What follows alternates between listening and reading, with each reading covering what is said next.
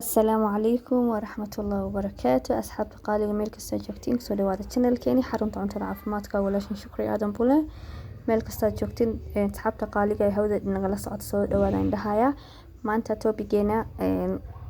sidaan ugu barteen caafimaad baan ka hadalnaa inta ugu badan 99 maanta waxaan rabaa inaan inta kusoo daayo orodka muhiimada uu ku leeyahay qofka bini'aadamka jirkiisa ama socodka xitaa ayna Soomaali hadaan nahay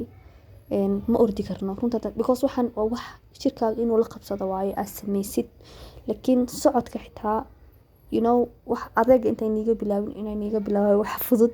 because ayna wadana maanta dad yar ordi kara xitaa dhinaca nimanka xitaa runta taas ku sheegna Soomaaliya asxaabta qaaliga iniga mahadsan maanta topigeena saas ku saabsan yahay hadaan ordo haddaan socdo maxaan ka faa'iidayaa maxaa jirkeyga isbedel ku dhacaayo waaye hadaa ordid ama socodid waxa la dhahay wuxuu dheereeyaa qofka caafimaadkiisa waxaana dhahaan nolosha qofkaas ayaa dheeraado because qofka haduu cunto intuu cuno meel iska fadhiisto bis xanuuno badan ayaa kusoo degdegayo soo marka hadaa qof tahay maalintii jogging xitaa la dhahaa ama socda ala sayidiyaan ka hadlayaa ama markaas waxdii soo kacdid ama carartid xitaa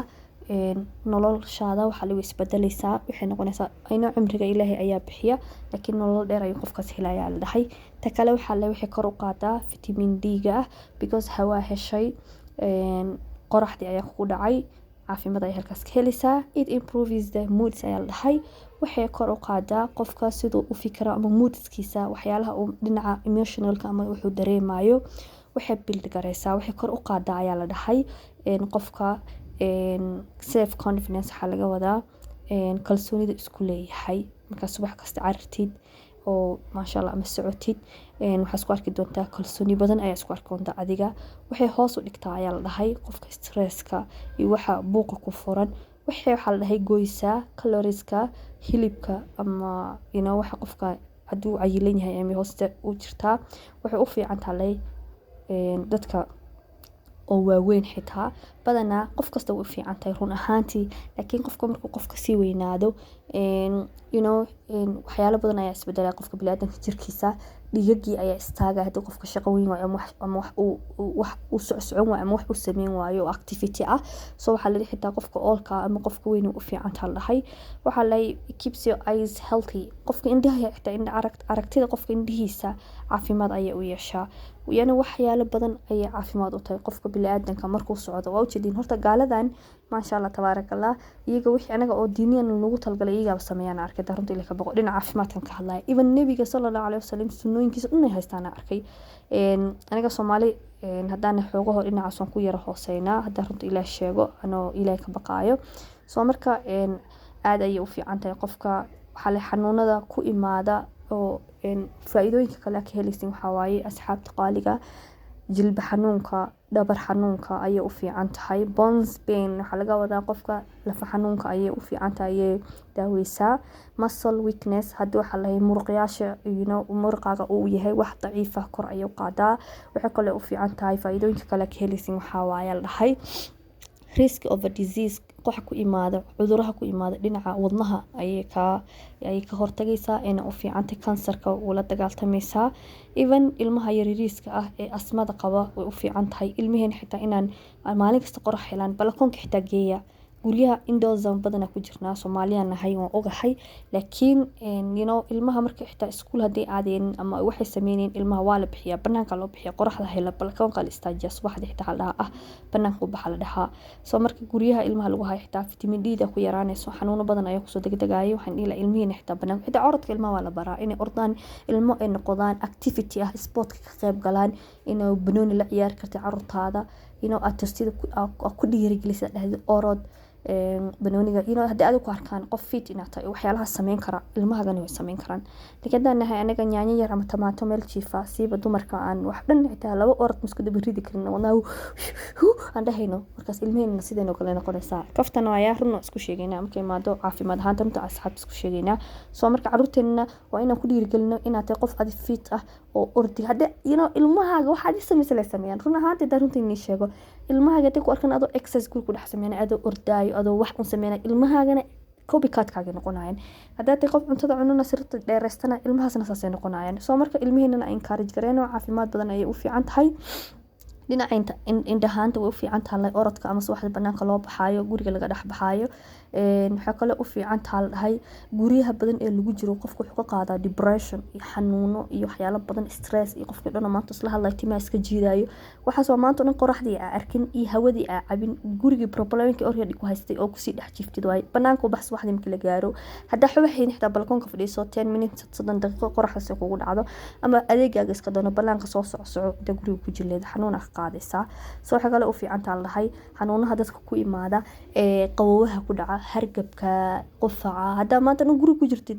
ogow xanuunka ma maqnaanay laakiin hadda qoftay salaadin ku soo kaco banaanka u baxa wax un sameeyo waxa noqonaysa ama exercise sameeyo laazim tamay banaanka u baxdi actually guriga hadda exercise ku sameysid waxaas dhan faa'iidooyin ma helaysaa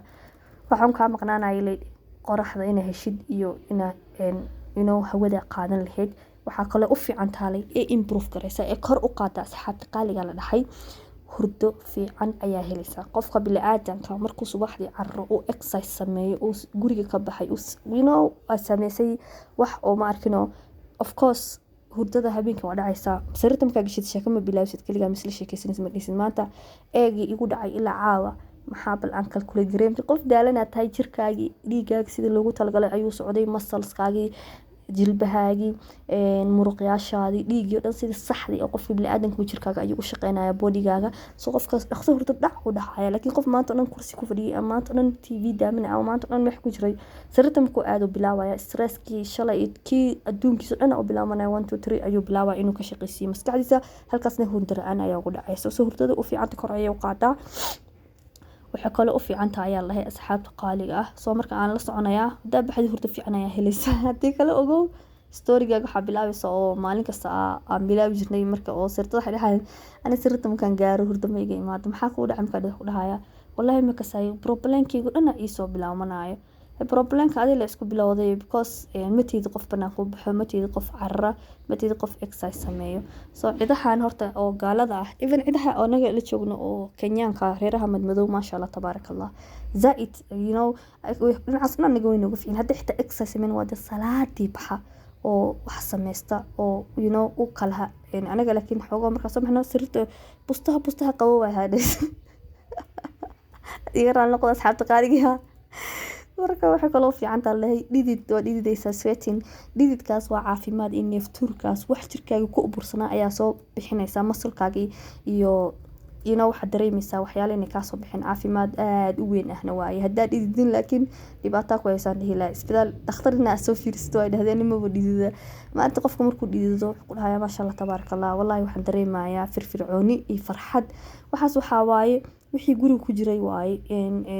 exercise-ka aad ayuu u muhiim yahay ifa culamaaska dadka badana aan xarka xitaa dadka oo maxaa la dhahaa oo u maleeya inay jinniyo qabaan ama sheedaamo fasting ee culimada dadka weydiiyaan waxa waaye qof exercise ma sameysaa exercise-ka actually waa sunnadii nabiga sallallahu alayhi wasallam waxa kale oo fiican tahay asxaabta qaaliga ah qofka oo orda ama socda waxa kale oo fiican tahay ayaa la dhahay wadnahaaga xoog ayay u yeelaysaa sida hadda uga soo hadlay xanuunaha weyn ka hortagtaa wadnahana xoog ayay u yeeshaa qofkii hilibka ayuu iska dejinayaa jirkaaga jid adag oo xoog leh waa noqonaysaa qof strong ah qof weak ma noqonaysid oo wax kasta sameyn karo hilibka kaaridaysaa waxay kaloo fiican tahay immune systemkaaga difaaca jirkaaga aad ayuu adkaanayaa dadka badan xanuunsada hadda arkin asxaabta qaaliga oo qof oo exercise sameyn hadda runta ilaa ka baqo hadda tahay qof exercise sameeyo ciyaar kuma soo dhacaysid sida hore u sheegnay lafahana adeega ka dhigtaa xoog ayay u shaday lafahaaga yihiin lafo daciif ah oo iska tahay waxa kugu yeelaysaa xoog fiican ayaa u yeelaysaa qofka appetite ayaa u furmaya dadka maanta dhan xitaa dhahaan ani cunto ma cuni karo ani cuntada way igu yar way igu adagta cuntada cunaa ani waxaan kula talin lahaa dhinaca caafimaad ahaan bax subaxdii carar ama gurigaaga exercise ku sameey do something wax sameey laakiin dadka badana maaragtay oo difaacu jirkooda u yar yahay hadda xadheynay difaac jirka u qaada hadduu difaacaaga loo yahay appetite ma lahaanaysa qof waxaanaysaa qof daciif ah oo weak ahaanaysa wax kasta u fudud hargabkii yara inta maro dhac lootu kugu dhufanaa waa iska dhacaysaa wixii yarka neecada yara kusoo qabta haddii difaaca jirkaaga strong yahay oo jirkaaga jid adag u yahay dadkan waaweyna u jidin museyga iyo islaantiisa maybe waxa laga yaab 80 jir iyo 90 jir yihiin Soomaalidana 50 sano markay gaarto dhar gooni xitaa xirnaysa dharka xirin jirtay iska joojinaysa I'm so sorry. Waa in iskaraal noqon Soomaalida asxaabta runta isku sheegaynaa markaas maamada waxay dhahaysaa waxaan ma samayn karo dadka soo qaad xitaa loote ku gulfanaysa dadkan iyagoo 8 jir din ah 9 jir ah weligood ma yaqaanaan waxaas ma samayn karo wax kasta waan samayn karaa ayuu isku maskaxdooda ka dhaadhicin anigana Soomaalida naanay ma samayn karo waay maxaa samayn weysay dadkaas weligood soo samayn jireen kuna war wax oo too late ma jiro inta naf kugu jirto Ilaahay subhanahu wa ta'ala uu naf ku siiyay wax kasta samayn kartaa asxaabta soo meesha laga baxin ilaa dadka abitaadka karo u qaadaa caloosha isku dhigtay ku dhahayn cunto ma cuni karo hurdada kor u qaadaa lafaha u fiican tahay appetite ku siinaysaa maasha Allah tabarakallah qof waxa noqonaysa aad strong ah wadnahaaga wuxuu noqonaa wadna adag dhiigii la rabay sidii la rabay ayuu xoog ku qaado dhiiga meelaha lagu talgalay ay ku wada shubmanayaan jirkaaga qof nadiif ah noqonaysa even colorkaaga ayaa isbedelayo maqaarkaaga ayaa isbedelayo waxyaalo badan ayaa jirkaaga ka bedelmaayo soo ani waxaan dhihi lahaa kacano dad carra aan noqono maxaa dadka maanta dhanka u inaayo oo raadinayo waxa shortcut-ka la isku caateeyo waxaas waxyaalo badan oo wax ni keenayaan maxaa side effect hadhow dhibaatooyin badan orod salaadii bax ama dadka salaad guriga ku dhex sameey routine sameyso maalin kasta 10 daqiiqo ama 15 daqiiqo guriga dhexdeeda ku carcar kartaa 30 daqiiqo sameysan xarig ciyaar soco waxyaalahaas oo dhan ayaa ka helaysa laakiin haddii dhexdii ani meel aan fadhiisana adii isbitaal aniga horta waan arkay wallahi maasha Allah tabarakallah ta Soomaalida isbitaalka zaid oo jecelnaa idina cilaajkaba meesha lagu sheegay cilaaj jibugu waan ku carreynaa because that wuxuu ku tusaysaa dad inaan nahay caafimaadkeena hoos daciif zaid inuu yahay haddii cuntada iska dhisin lahayn aan dad noqon lahayn oo exercise sameeyo waxaan u maleynayaa waxyaalo badan lacagta oo niga qasaarto oo maalin kasta isbitaalka uga aadiin waxaan u maleynayaa waxyaalo badan ayaa ini hari lahaa safin ayaa sameysan lahaydeen oo badan so even xitaa blood pressure dadka qabo oo dhiig karka ka cabaadayo waxa aniga kula talinaa markay noo imaadaan inaa dhahno qofka soco ama carra lagu dhahaa waxaas oo dhan waa waxa waaye qofka hoos u ridaayo xanuunahaas oo dhan qofka exercise ka sameeyo actually hadda daawooyinka xitaa laga joojiyaa dadka asmada qabto way u fiican tahay neefta ku dhigto because lungs-kii ayaa shaqeeda bilaawayo soo qofkii wuxuu bilaawayaa inuu wixiisa dhan isfurfuraan soo marka asxaabta qaaliga waa waano walaashin shukri aadan buu waana ayaga tahay ani exercise waa sameeyaa daarunta ilaahay ni sheego I do wax yar aan sameeyaa gurigeyga ku sameeyaa alxamdulillah rabbil caalamiin cuntadeena waan controlaa maalin kastana inaan socdo isku dayaa jirkeyga hilib soo ku galo way adagtay run ahaantii I don't know ma hilib yar hadaas ku arko weightkeyga arko isla markii waan tuuraya soo anna sidoo kale nigula talin lahaa ujeedin ummadan say wada baxayn caafimaadkiina cida qofka muslimka ilaahay uu jecel yahay qawiga adag maasha Allah tabak qawi halkaada xitaa dhinaca oo physicalka oo jir ahaan wax iska celin kara ama xitaa laazim dagaal ma hayna gashid laakiin oo noqon kara qof oo wax sportka maasha Allah ku ah uu jecel yahay qof week ma fiicna